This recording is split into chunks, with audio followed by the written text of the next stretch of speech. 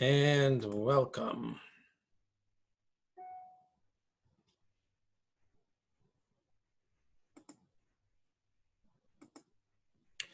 Hello, everybody, to our special February 14th edition. Today is Valentine's Day. And coincidentally, we're dealing with an aspect of the Amidah that deals with love from God. So it's very apropos, and more apropos, February 14th was both my mother's birthday and wedding anniversary. So this is in honor and memory of Mom. And it is so apropos that she had these momentous days on Valentine's Day because she was full of love. And that is my most profound memory of her. And that is a true gift from her to know what it is to be loved. So happy birthday, Mom, and happy anniversary. This is for you. Okay, so I want to remind everybody to keep in mind the many uses of this website. We have a whole bunch of stuff we're going to be putting on the blog, articles and stuff like this. If you miss a class, you'll find it here.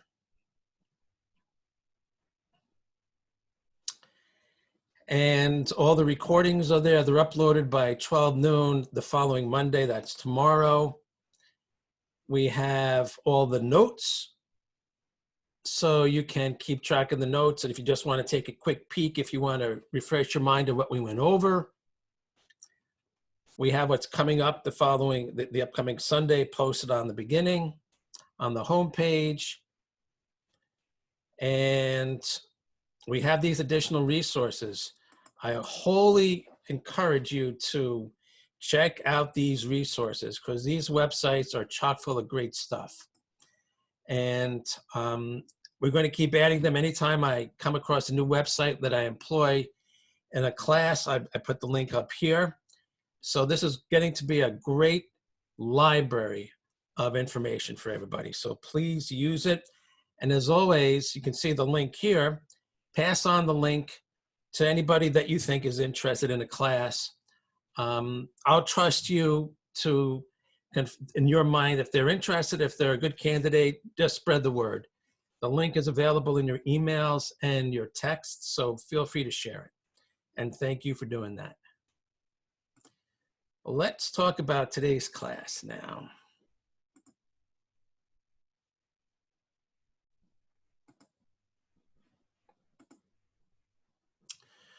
Okay.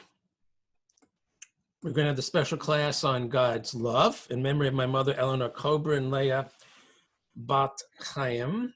And we'll also continue our discussion about dealing with problems encountered with meditating, starting with drowsiness today. First, a preview of student questions. The one question I was given this week is it okay if I do other stuff while I listen or watch your class on Zoom? I have an answer to that, which I will provide prior to our meditation later today. And we will be doing the meditation as always, so that you can keep developing the habit of doing the correct meditation, going as deep as you can.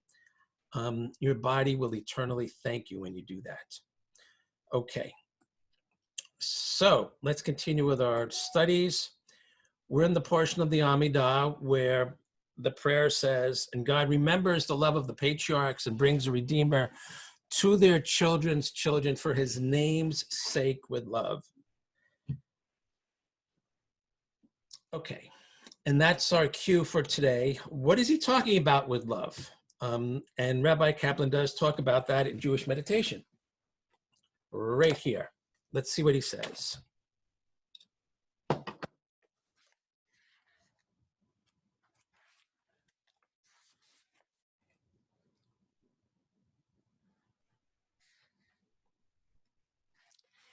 The Amidah links the past to the future, saying that God remembers the love of the patriarchs and brings a redeemer to their children's children. God thus shares our memory of the past, especially with regard to the patriarchs. who were the first ones to bring God consciousness to the world. We went over that last week, and we talked about this hugely metaphysical idea of in essence, the content of our mind being uploaded to the cloud kind of thing in God's memory, and God selecting those memories to look at, so to speak, when we daven that part of the Amidah. It's a crazy idea, but that seems to be what Rabbi Kaplan is talking about.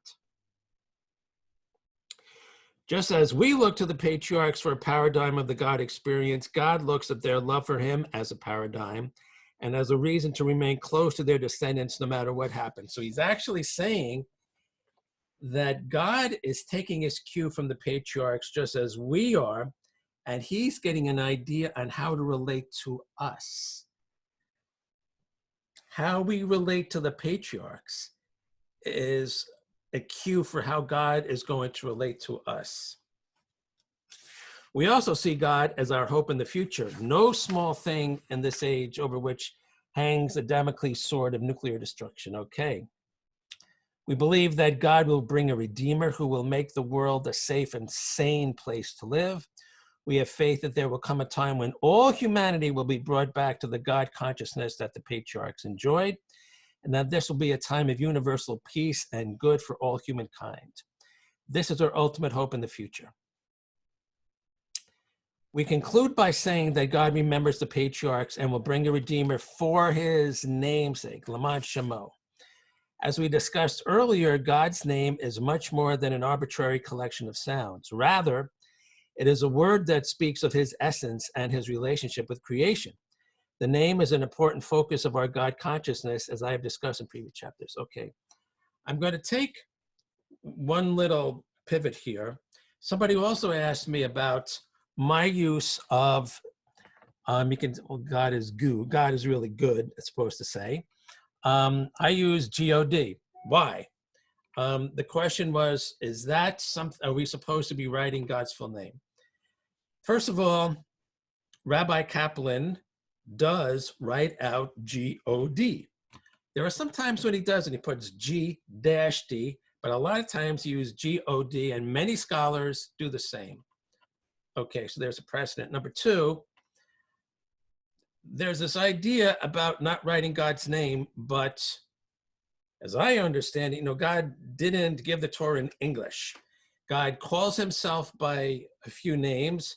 God is referred to by some names in Tanakh, none of which is English G-O-D. So I don't see how English references to God are Shemot, are holy names. Furthermore, I distinctly remember having a conversation with a sofer in Teaneck, people who work with holy writings, and I asked him, I said, do you consider Shemot to be stuff where English references to God is printed? He goes, no. He goes, I'd have to have a landfill. He goes, no way. So I understand that some people say you avoid writing the English God, but I don't see that being necessary. Okay. To continue, God's name also figures both in the lives of the patriarchs and in our hope in the future. The experience of the patriarchs was always closely linked to God's name. The Torah tells that Abraham began his career by calling in the name of God. The patriarchs were thus the ones who initiated God consciousness to the world through his names. Okay. The initial portion ends with the expression with love, be'ahava. It is love that bridges the gap between the past and future, even as love bridges the gap between man and woman. In a sense, the past and future can be looked upon as a male and a female. Just as the male impregnates the female, the past impregnates the future. The redemption in the future will come from the memory of the patriarchs in the past. It is God's love spanning the chasm of time. Okay. He's talking about it briefly. What is this love? It's some kind of bridge. Okay. He does talk about it a little bit further, so we're going to get into that. He has further teachings in another book, which is right here, the anthology. There's an anthology, 2 anthologies, each having 4 books written by him. Anthology 1 has If You Were God. So we're going to discuss that. And that is this guy. Okay. What does he say?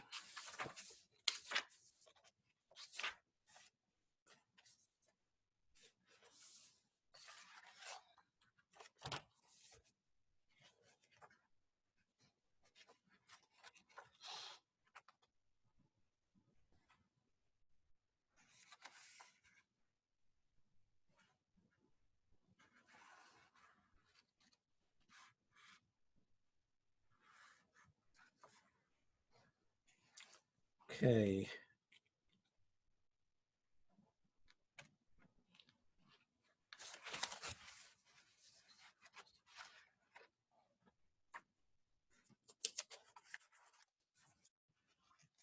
This is what he says. One of the main things that we can say about God is that he is good. Not only do we say that God is good, but also that he defines good. Every act of God contains the most pure and infinite good that can exist. His goodness and love are the 2 most basic qualities of God's qualities as far as we can understand, and they can work together to bring about his purpose. And he quotes Tehillim and he says, 145, God is good to all, his love rests on all his deeds. Okay, so he's equating God's goodness with God's love. Okay, we'll work with that. Then he goes on.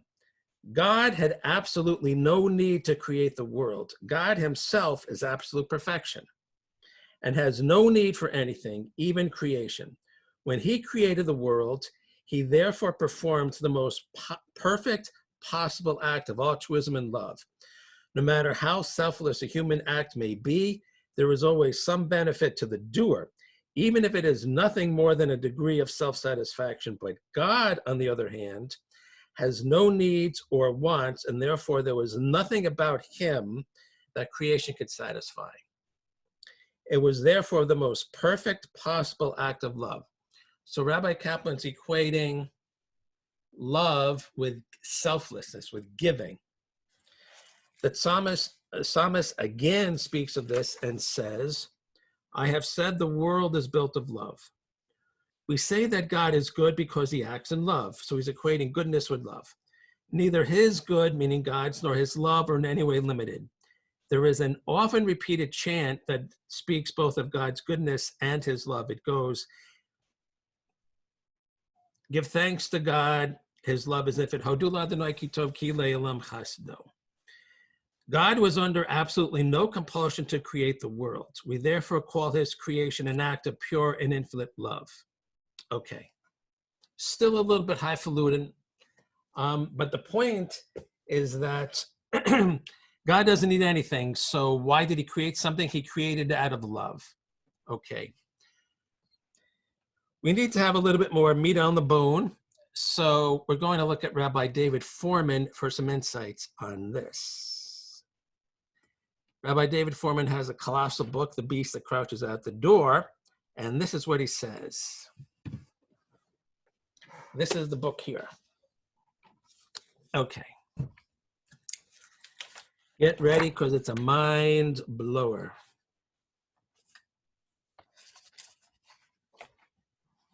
Okay. He talks about the 4 primal desires. And our question is, love, desire, what's the difference, or are they same? Are they the same? We think of desire as being very physical. However, as Rabbi Foreman will teach us, there's a hugely spiritual quality. There can be a hugely spiritual quality to desire. And I think that's where Rabbi Kaplan's heading. This is what he says.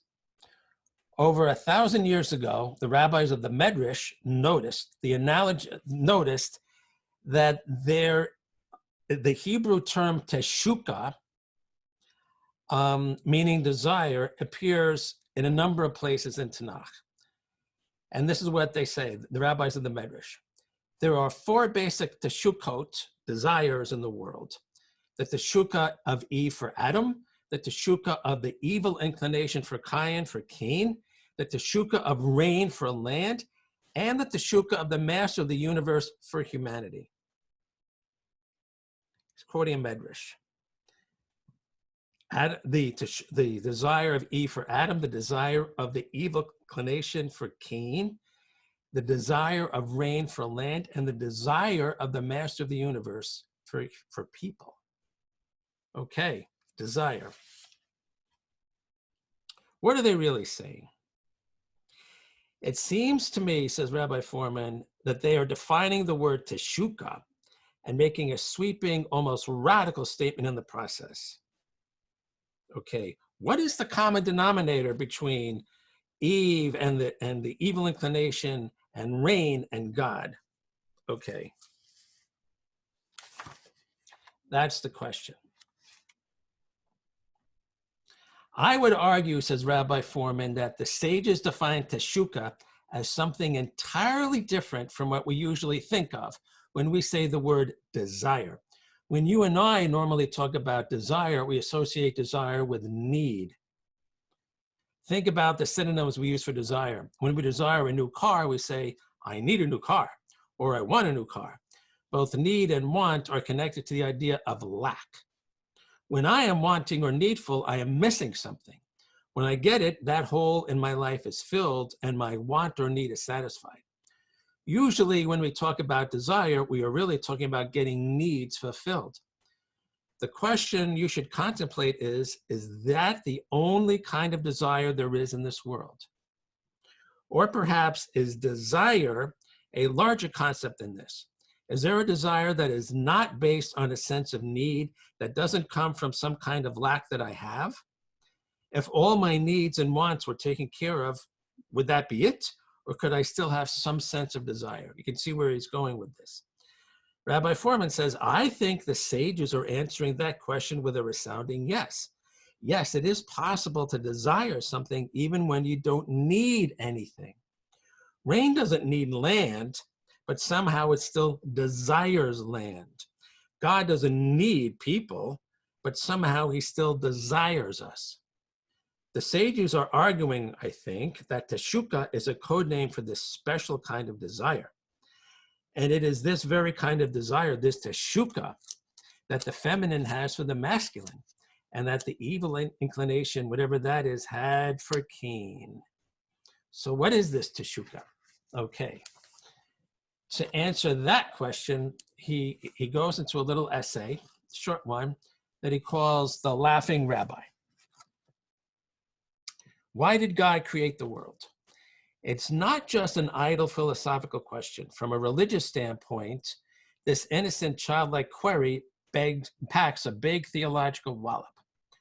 For if God is a perfect being, a being who has no needs, then why would God bother creating a universe? Same thought track as Rabbi Kaplan.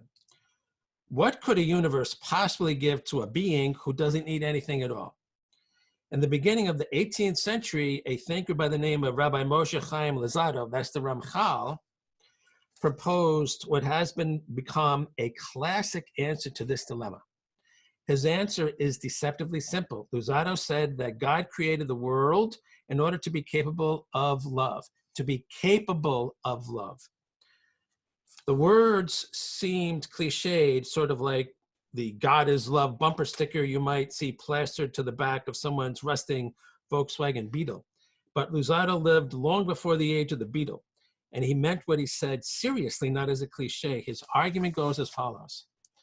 One of the axioms that most religions, Judaism included, accept about God is that God is good. But those are just words. What does it actually mean to be good? One of the things it means, Luzzatto says, is that one acts to benefit others. If there is no world, though, then there are no others that God could benefit. He exists alone in numinous solitude. God acted to create a world so that there would be other beings existing besides himself, beings upon whom he could bestow goodness. In short, God created the world because goodness demanded it. It's a fascinating idea, and it's the same idea that Rabbi Kaplan had. Rabbi Foreman is saying that God wants to be able to bring good into the world, and therefore he needs to have people around to give this good to. God wants to have love, therefore he needs to have people around to love.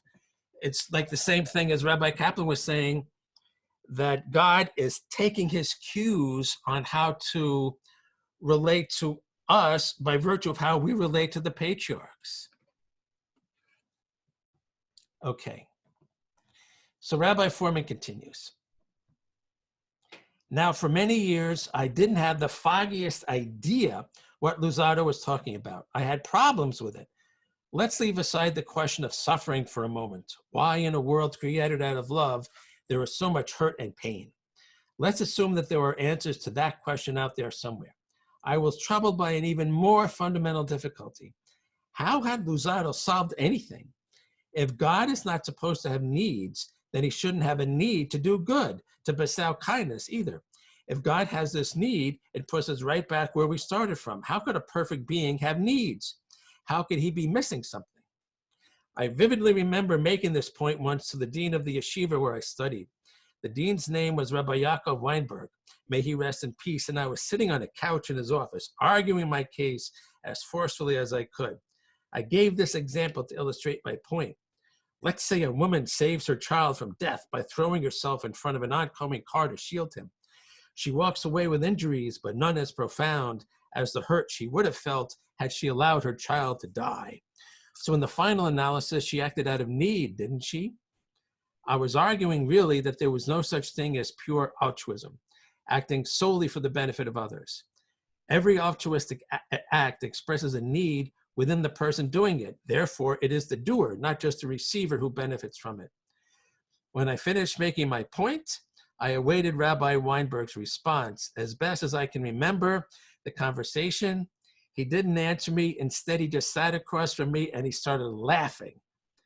When my attempts to get him to elaborate failed, he finally spoke. One day, he said, I would understand. And then, with a good-natured nod, he beckoned me to the door. Our meeting was over. Okay. It has taken me a while to understand the meaning of Rabbi Weinberg's laughter, but I think I finally see what he was getting at. He was alluding to the point I left you to ponder at the end of last chapter, where I suggested that the sages of the Medrash saw teshuka as a desire not based on need. This idea seems like an oxymoron. Surely all desires stem from my not having something I want, yet there really are radically different desires out there in the world. Desires that come from no sense of lack whatsoever. Obviously a unique concept. Where do they come from and what makes them tick? Ironically enough, they come from the very opposite of need. They come from a sense of fullness. To give an analogy, they express not the desires of the half-empty glass to be full, but the desire of a full glass to overflow. Desires based on fullness are every bit as real as those based on need. In fact, one might argue they are felt even more intensely than those based on need. Consider the following statement made by the rabbis of the Talmud. They're quoting Gemara Pesachim. More than the calf wants to suckle, the mother wants to nurse. So the commentary is, both the calf and the mother have desires. The calf is missing something. It needs nutrition from its mother. The mother, on the other hand, needs nothing. Nevertheless, it is her desire that is the stronger one. Desires based upon fullness, dwarf in passion and intensity, mere need-based desires. Obviously, there's going to be people that talk about the woman has to nurse. Okay, but you understand his point. Okay. So now he's going to talk about the nature of love. To better grasp the notion of a fullness-based desire, let's look at an example or two. To begin with, what do we mean when we talk about love? different people mean different things. Some men who say, I love her, really mean she fulfills my needs rather nicely. She laughs at my jokes, cooks great meals, and makes me comfortable. But love is not just about being fed and feeling understood. On a higher plane, love is not just about what I need, but what I can give. Love means not just that I'm happy you serve my needs, but that I appreciate who you are in and of yourself, independent of what I get from you. When I love in that way, my love comes not from lack, but from fullness. My affection for you doesn't come solely from your ability to fill the holes in my personality, but from the desire of a mature human being to give what he can to someone he admires and values. A second example of this kind of desire is the impulse to teach. The sages of the Talmud have nasty things to say about people who study their whole lives but never teach others. Why?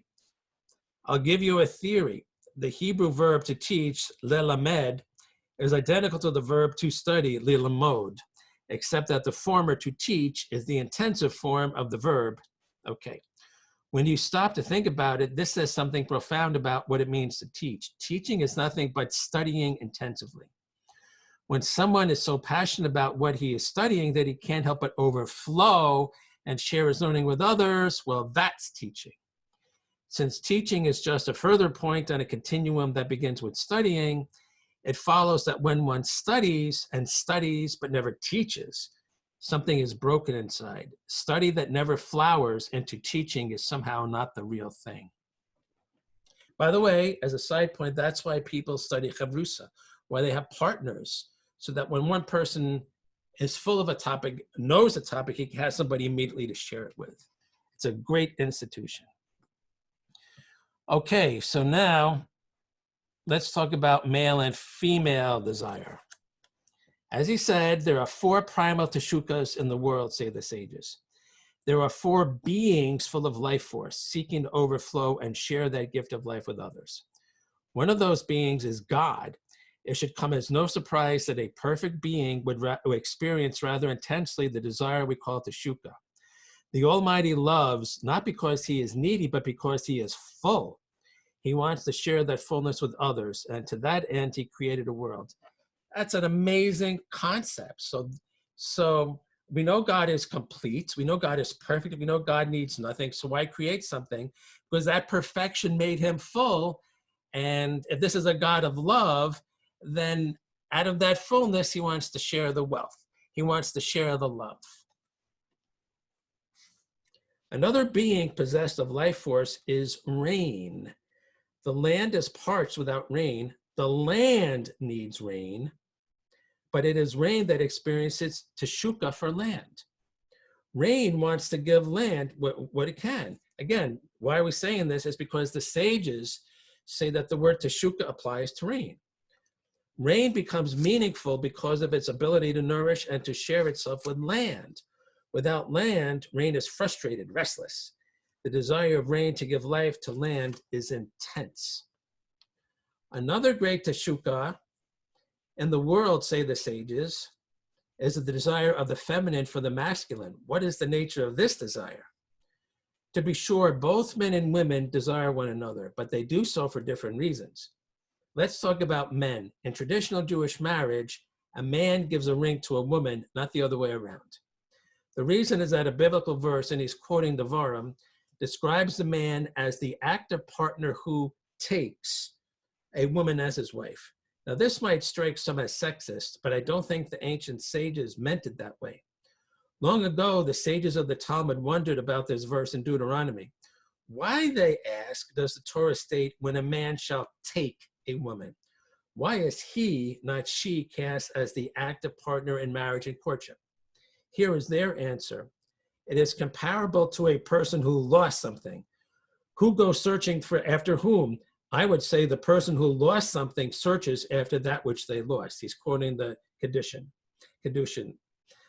The sages are alluding to something in this cryptic statement. Remember the verse in Deuteronomy that talks about a man taking a woman? If you search Genesis for some of the very first occurrences of the word take in the Bible, you will come across the following verse. And the Lord took one of Adam's ribs, closed up his skin, and built the rib he had taken, same word, from man into woman. When a man takes a woman in marriage, what he is really doing is taking back his lost rib, metaphorically speaking.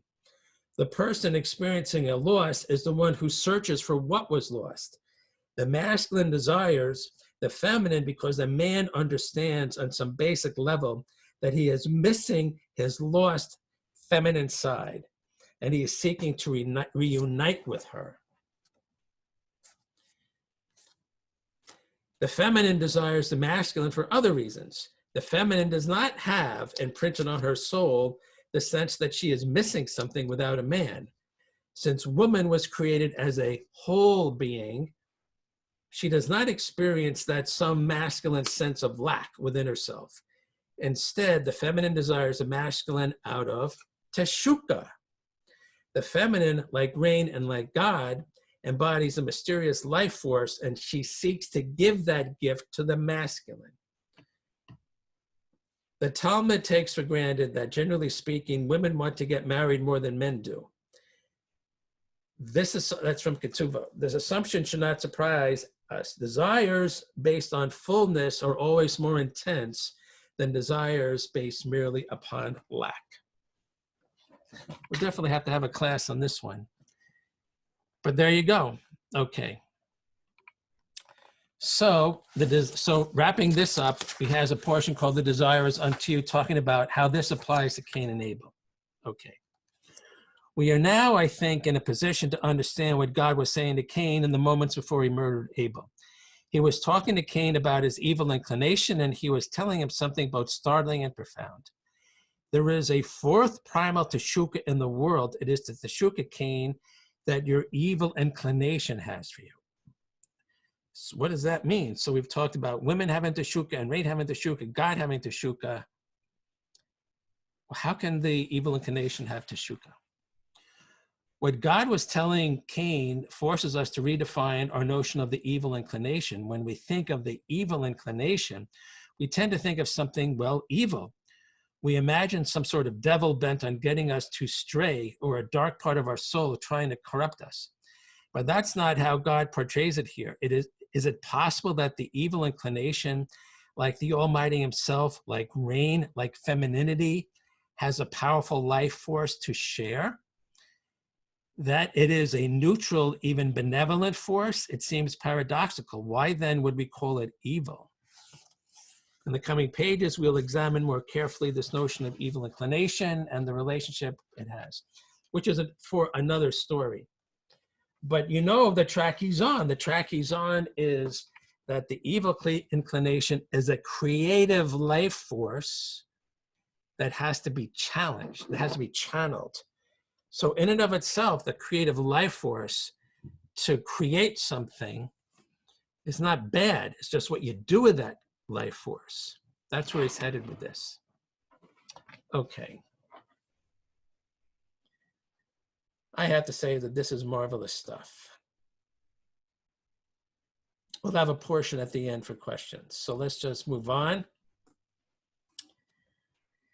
Let's talk about the question that somebody asked, which is it okay if I do other stuff? Will I listen or watch your class on Zoom? No, it's not. And I'm going to tell you why. Here's 5 reasons why. 1, most people cannot multitask. And I believe you are kidding yourself if you think you can.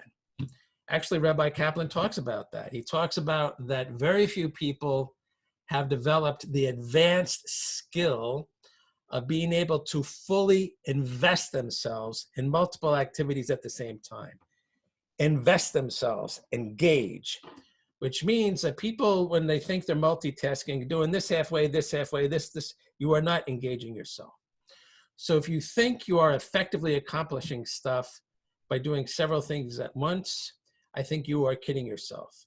I personally do not know anybody that can effectively multitask to the point where they are fully investing themselves in multiple activities at once. Nothing, and then that includes people that come to this class, nothing personal.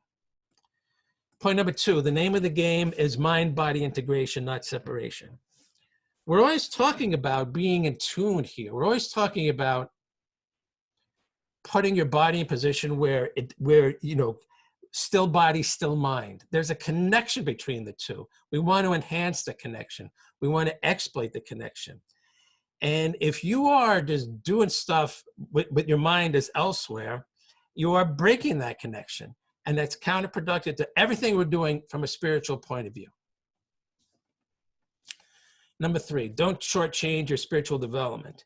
There are things you do where you wouldn't dream of multitasking. Work or personal relationships, you're with your boyfriend, your girlfriend, your spouse, whatever it is. There's things you're going to do where you're not going to be having your mind elsewhere. So why would you treat this that way? This is spiritual development. So you reap what you sow. That's number 4. Why would you not want to invest yourself fully in something that could benefit you 24/7, 365? And the last point is you show respect to your teacher and your fellow students. You would not do something extra if this was a class, and you should treat this as a class. Okay, so I understand this is Zoom.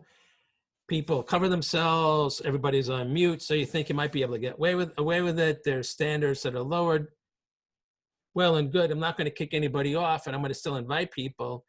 But the bottom line is you reap what you sow, and I think the responsibility is on everybody to give this the highest level of attention and importance as opposed to lowest or mediocre. Okay. Let's finish up with some best practices for meditation before we actually meditate. We'll continue with Bhante, our expert, right here, and he's going to talk about drowsiness. Okay.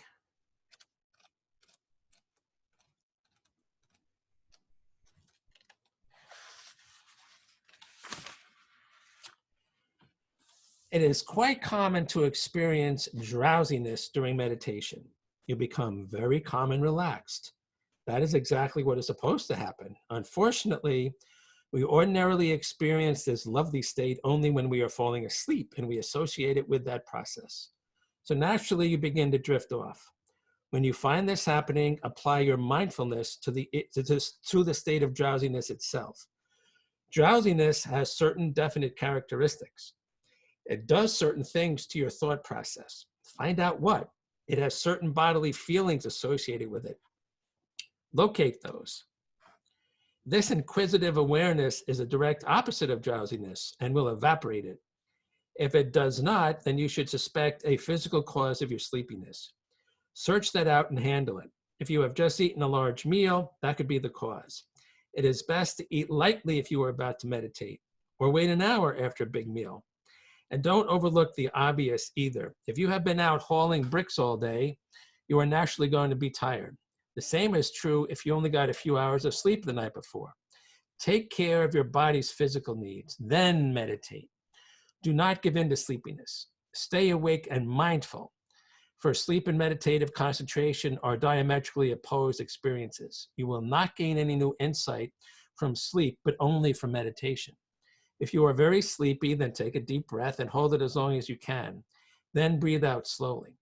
Take another deep breath again, hold it as long as you can, and breathe out slowly. Repeat this exercise until your body warms up and sleepiness fades away. Then return to your breath. Excellent advice. I would just add, as far as on this last part, if you need to take a nap, you take a nap. And then later you meditate.